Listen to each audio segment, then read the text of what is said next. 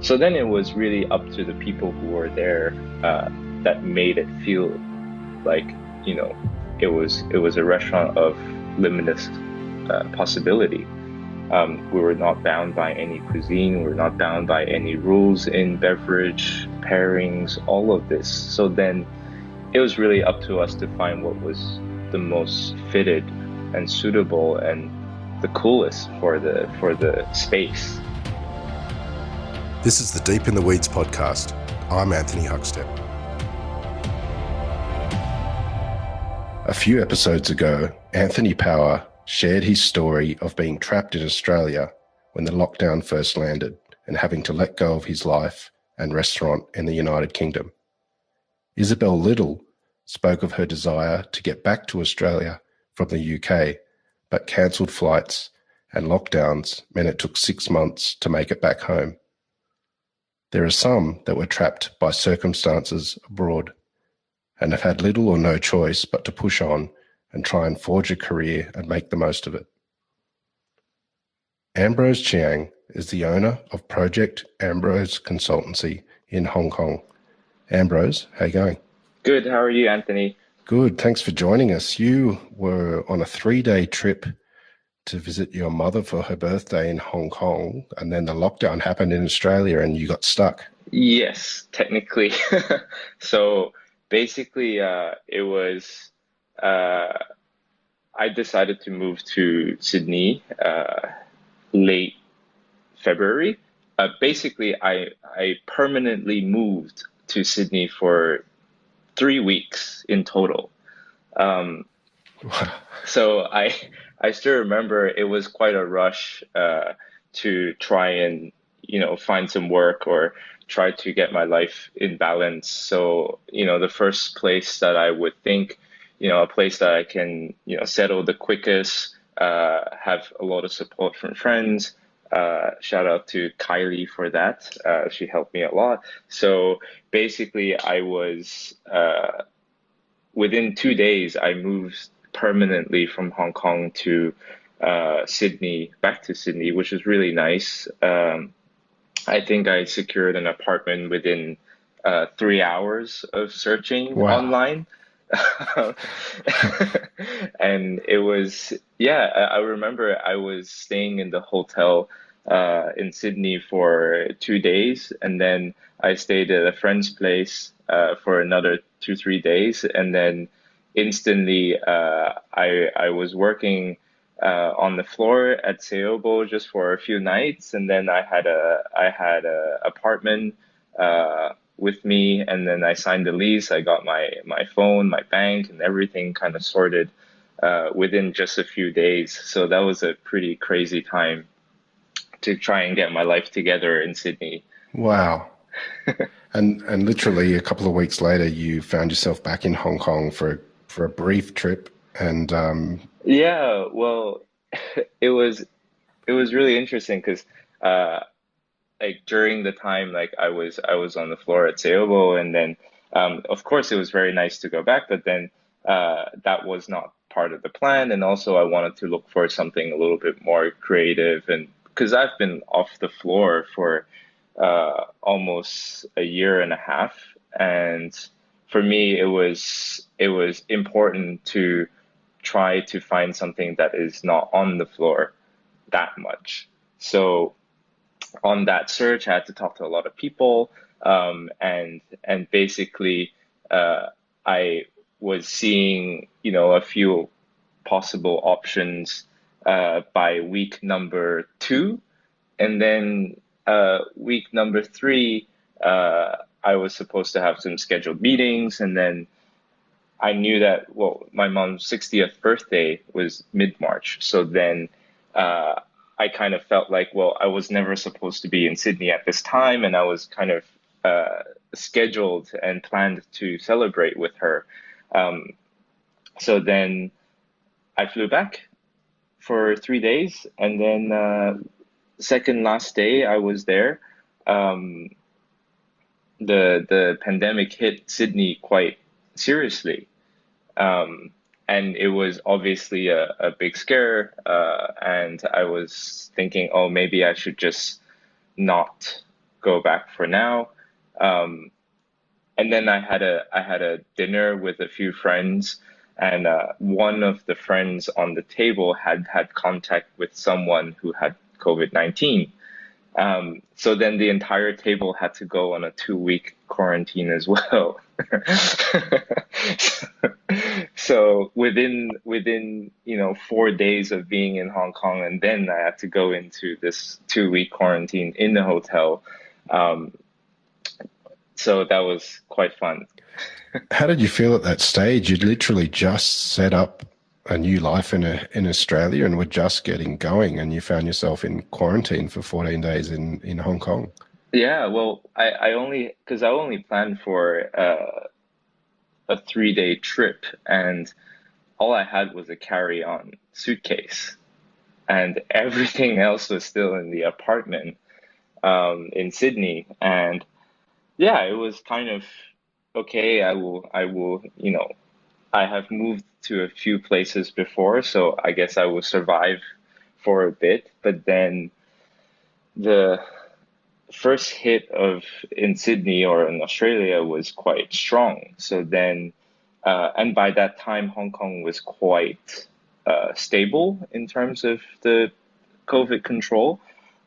So then, my family was here, so um, it was kind of, I guess, the right choice to just stay put and see how this thing plays out in Australia, and then I would go back. That was the plan, and then to secure another job. And while I was in Hong Kong, then I would just try and go online and find as many jobs as I can.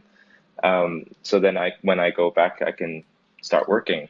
You're still in Hong Kong at the moment, and you started your own business. But before we get to that, you mentioned briefly that you haven't been on the restaurant floor for a year and a half, and your career was veering away from that. Can you tell us about why that is and that move that you made? Yeah, I think the last restaurant floor I worked on was at Momofuku Co. in New York. Um, and I moved to Hong Kong in 2019, uh, based on, just kind of thinking that it's a time to change and kind of evolve into something a little bit more, I don't want to use the word creative, but something a little bit more different, than just being, in service every day and um, spending a lot of time on, being present with the guests. Um, I guess even before when I was in Sydney, um, there is a small part of me where I see myself more of a behind the scenes person, rather than I'm quite an introverted person. Um, so when it comes to service, if it involves things like wine and food, um, that I'm a geek of, um, yeah, and that would light me up really nicely, and I can talk all day about it and provide very good information and all that. However, when it comes to, just being present with a stranger and uh, serving and engaging in conversation that has nothing to do with food and wine, then I suck. So so for me, it was kind of like, okay, uh, uh, here's a chance for me to move to Hong Kong. Because during that time, like I was looking around, okay, what else can I do outside of a restaurant? Because I've never worked outside of a restaurant. And I still would continue to want to work with food and wine and beverage and anything that has to do with the food and beverage world. I would still be very interested in, because that's kind of my career, and the world that I want to live in. So moving to Hong Kong, where my family is, um, I stumbled upon a very strong and specialized and serious Burgundy specialist company, And the founder and owner, Julien Froget, who basically helped me a lot in realizing how much more I can do outside of a restaurant. And with my work in wine and with all the things I've done, their portfolio, it's something that I know a lot of, especially with the producers in each of their wines. Um, so then that is already half of the job done. So for me, it's about representing correctly and as kind of promote the producers as much as I can in the best way possible. So uh, for me, I was doing that on the floor and directly to the consumer already as a sommelier. But then now we're taking a step back and turn in Hong Kong. Uh, I guess the general knowledge or exposure to certain wines are much less. And for me to come in here and be able to let the sommeliers in Hong Kong know that, hey, this producer is fantastic because of these points, and it's great with this. I've used it in New York, I've used it in Sydney, um, and yeah, I would represent the producers as I did before. So it's quite a nice learning curve that is not too foreign. At least I know that I was a wine buyer in Sydney, in New York for the restaurant group. I was, you know, I buy wine as a consumer. So then uh, to be on the other side as a distributor and importer really gives a lot more perspective on both the producers and the whole supply chain. So that's quite an interesting part.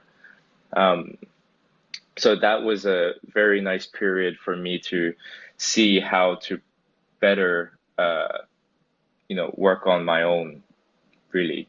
So now, then basically that has evolved into Project Ambrose Consultancy because when COVID-19 hit, it was quite a shock to, first of all, Hong Kong and Asia and um, Australia for sure. It was not really a shock in Europe or the States. We're talking in maybe March till June. It was still quite people were still talking that whether this is real or not um, in Europe and in the US. So then when I established the business, it was quite interesting through a conversation with a producer. Um, and she was saying that, well, I've lost all my uh, income from the States and Europe because they're realizing that they will need to shut down very soon, and all the restaurants and bars will shut down. So then they will not purchase from the distributors and the importers. And then the importers and the distributors will not be able to purchase wine from the producers. So then it really affects their income level. And then they have too much inventory. So then they were talking, and that I suggested, why don't, have you ever thought of coming into Asia? And they instantly said no. We don't think a lot of, we never found interest in, especially in China and Hong Kong, that they think that, well, we don't see our wines being properly represented in those parts of the world because their knowledge in wine is not as good, or the wine cultures are not as mature as the US or Europe itself, which I believe that's true too. But then when I mentioned that, where I worked and I showed them my old wine list, and they said, okay, let's have a conversation and maybe you can help us line up a few importers into Asia so then they can open a new market. Um, and then that turned into me reaching out to uh, my colleagues or my network in Hong Kong and Asia for wine importing. And then that turned into helping them to represent the producer the best way because the wines have never been in Asia before. So then the experiences or the kind of specs that people would have would be less, apart from myself. So that really helped me to kind of first establish a business niche uh, in Asia to really help, finding the right importer for the right um, for the right producer. So that was kind of cool. What's it been like trying to link those different businesses during a pandemic where the hospitality and wine industries have been impacted so much uh, in an environment that doesn't have the maturity or the wine maturity that you speak of? I think it was also quite a eye opener to see that a lot of the distributors and importers in Hong Kong aren't actually that focused in food and beverage trade accounts. So the majority of their income or revenue comes from private consumers.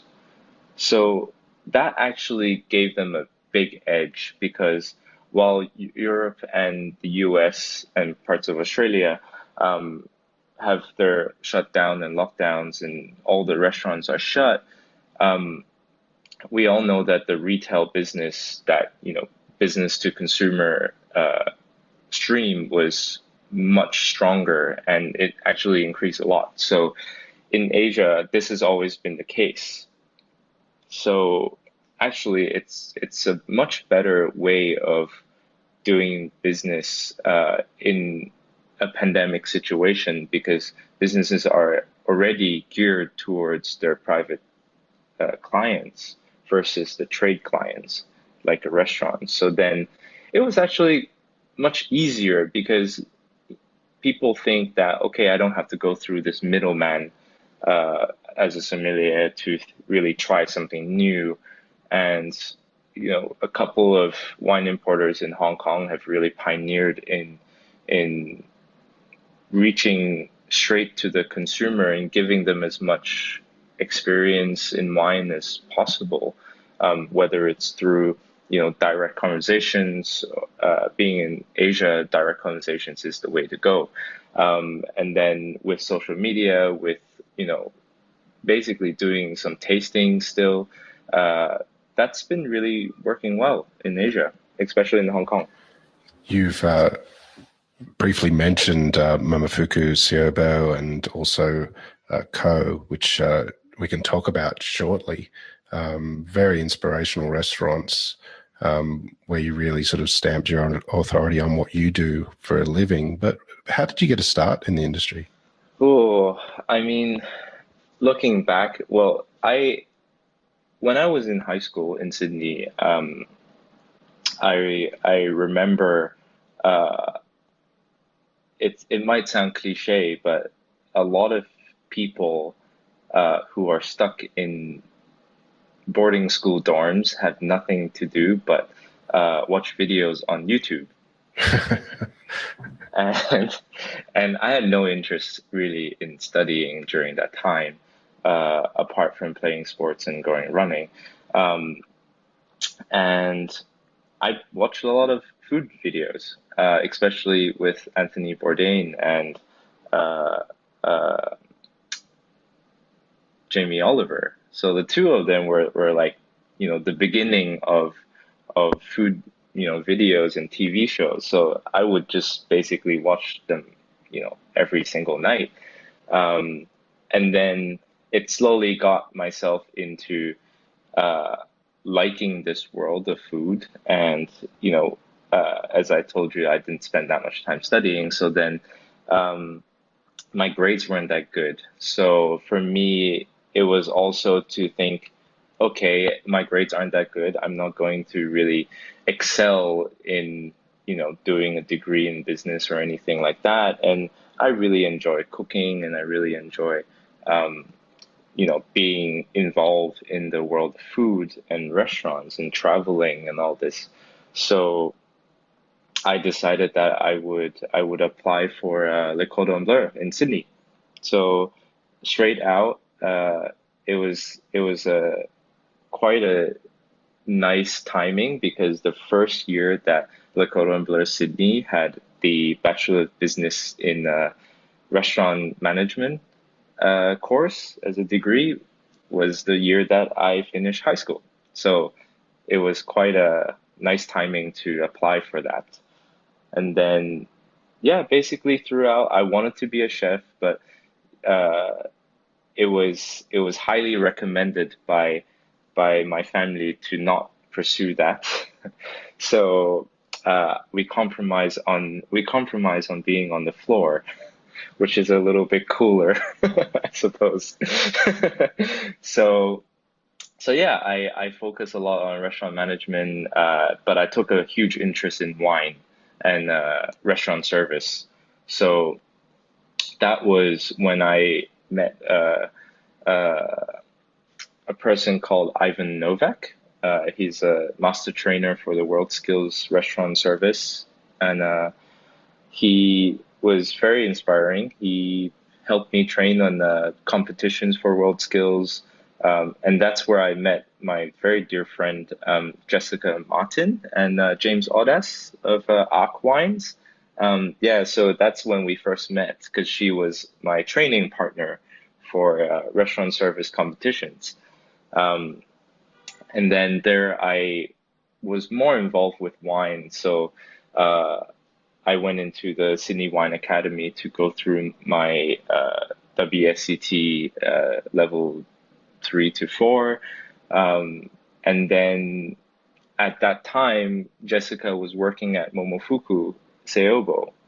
And basically, she asked, if you want to have a try and have a look. And for me, it was kind of like a starstruck moment because I've read and watched so much YouTube videos and read so much about, during that time, it was when Momofuku was reaching the heights in the media and, with Noma and all these restaurants, 50 Best. And it was really the blow up of that world. And for me to get a foot into that world um, it was necessary because for me, when I think about um, during that time, for me it was okay. Either I pack my bags, I finish my degree, and I just go in a stage in Europe, um, or I go to Momofuku in Sydney. Those were the only two options I gave myself, basically. So so then conveniently I stayed in Sydney with Momofuku when I met Kylie and Richard Hargrave. So then um, yeah, then the rest is history. I started there, from a waiter position, and then my interest in wine and food and that space was very inspiring. Um, yeah, and then that's how it took off, and I had great mentors of Richard and Kylie being there, and Ben Greeno and the A team that we had, and um, yeah, and then that really gave me the perfect environment to thrive. Um, yeah. Well, you ended up becoming head sommelier at Momofuku Seobo, uh, and it's one of Australia's best. It's made a massive impact on our culinary landscape, and it's a little bit different to um, with Paul Carmichael as it was with Ben Greeno. But Kylie Javier Ashton is still there, running the ship. Tell us a bit about that restaurant and why you think it made such an impact and what it was like to be part of that team. I think when Ben was there, it was it was a very, very important restaurant in Sydney because it was one of the only restaurants that had a connection or a direct connection to the States. Um, and for me, it was quite a relevant space, and the food that it was doing kind of really represented what Momofuku restaurants could be, because before I moved to the States, I've never been to the States. So I've never been to the Seobo restaurant was the first Momofuku restaurant I've been to. So I actually had no idea realistically how a Momofuku restaurant should be, apart from watching videos and reading and being in Seobo. Um, so then it was really up to the people who were there that made it feel like, it was a restaurant of limitless possibility. We were not bound by any cuisine. We were not bound by any rules in beverage pairings, all of this. So then it was really up to us to find what was the most fitted and suitable and the coolest for the space. Um, I found, it really paved way to a lot of restaurants in Australia and around the world, that kind of high-end but casual space was possible. And, being in an open kitchen space in a small restaurant, stuck in the corner of, the food court of a casino is quite impressive space, I would say. Um, yeah, and then, throughout the process of, having been leaving the restaurant and then uh, having a period where there was no head chef, and then moving to meet Paul and help Paul and the team to get back on everything. It was a tough time for sure for everyone, but we really pulled through, and I felt that it was the most important and significant achievement that I've witnessed and be part of, because you know you really saw a space without a soul when there was no head chef, even though the food was still technically correct and great, and but it was quite interesting you know moment to see that, oh, a space really needs its people, rather than we have the recipe and we produce great food and good wine, and that was it. So that was very, very cool. And then with Paul being there, and in the first year he was still finding his feet and finding the ingredients that he needed. And like when we first met him, we kind of already know that this is going to be a huge success, but it was just a matter of time, because meeting Paul is one of the most important moments in my life too. Um, and for me to work with him was like one of the greatest honors, especially during the first 2 years of him being in Sydney.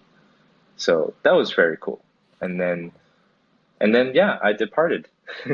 Well, the beverage program for any restaurant is really vital to the experience that diners have, and your role at Siobo led to the evolution and move to New York as beverage director. Tell us about putting a beverage program together and what you did in New York. Yeah, I mean, that's quite something that I hold on to. I mean, with Seobo, being in that space and with all the creativity and the freedom, and being in Australia, in Sydney itself, it was quite a kind of very freestyle. I mean, there is a very strict and strong framework of factors that I would consider, um, thanks to the teachings of Richard Hargrave, who's also a serious geek when it comes to these things. So it was really nice. So basically, in Sydney was like a training ground, really. Get to try a lot of different things, a lot of combinations. In Sydney was whether it's natural wines, whether it's classic wines, whether it's sake, aged sakes, um, with sakes that we age ourselves in room temperature, beers, ciders, and then basically non-alcoholic beverages that I make in the restaurant myself. Some of them through fermentation, some of them through infusion, some of them just basically cooked stuff that's served chilled. Um, and yeah, it was a lot of fun. It was a lot of work, but a lot of fun. Um, but then throughout the time there, I think the best part was that, with the beverage pairing, especially with, natural wine, because Seogo was one of the, most important places for natural wine in Australia, being one of the first to purchase and to serve those wines. We had a big cellar of natural wines, and um, working there really gave me the chance to see, for, for example, like one wine, um, I can open 60 bottles within, maybe a month and a half to pour on the pairing every single night. So then I would probably be responsible for opening and tasting up to 40 bottles within a month or two. So that gave me 40 experiences of the same wine. And, with natural wine, you really see uh, some variants, small variants, when it's the greatest producers. Um, and you see through the trajectory of a life of a bottle, from, fresh opened to 3 days old to sometimes we keep it for 2 weeks just to see how the wines go. So for me, those were the learning experiences that I would not ever get anywhere else. So throughout the years in Seobo was a lot of learning and documenting how all these wines would react to temperature, react to, cellaring, and uh, how they would do uh, in different, opening hours. So that was very cool. And then moving to New York at Co was obviously a very different restaurant, much bigger space. We do a lot more. The budget is bigger. Um, the wine list was very classic when I first moved there, which suited the New York palate very well. And for me was I always wanted to explore more traditional, but the pioneers of the natural wine world. There is a big fine line between what's made very well and what's made incorrectly. Um, and for me, that there is a fine line, and but then there's also a small little pool of producers that are accepted and celebrated in, classic drinkers, classic sommeliers versus natural wine drinkers and natural wine sommeliers. And I see myself right in the middle. And there are a lot of wines that are just fantastic, that has so much energy, um, coming from the classic world too. Um, so that's where I hit the, I guess, the point of difference from Sydney was that was the case for Co.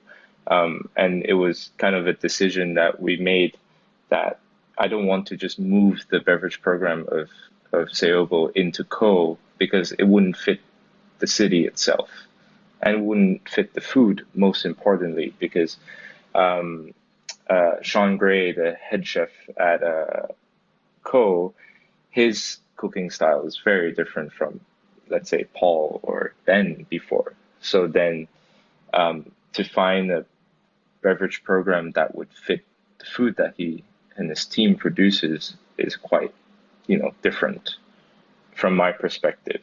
So then, yeah, it was a lot of fun. And being in New York for the first time, well, in the States for the first time, it was nice to explore a lot of different things. There's obviously a lot of wines that you would never see in Australia, being there, or a lot of wines that you've um, dreamed of trying was available there in affordable prices. So it was quite a nice exposure as well.